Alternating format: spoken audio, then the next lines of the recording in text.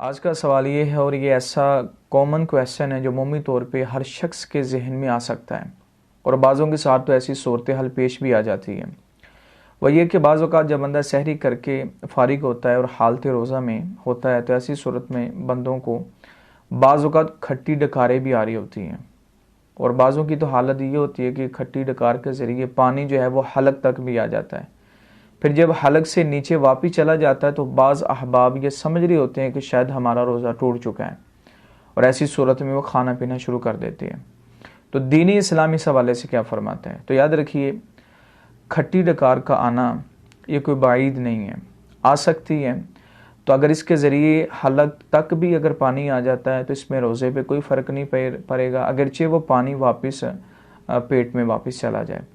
तो खट्टी डकार का आना ये रोज़े के मुनाफी नहीं है। तो अगर किसी को आता ही है और आने के बाद वो पानी अगर हलक तक भी आ जाता है और फिर दोबारा वो अगर पानी वापस भी चला जाता है तो रोज़े पे किसी किस्म का असर नहीं पड़ेगा और रोज़ा नहीं टूटेगा। अल्लाह के हुज़ूर दुआ है कि अल्लाह ताला हमें अमल करने की तौफ़ीक अता फ़रमाए।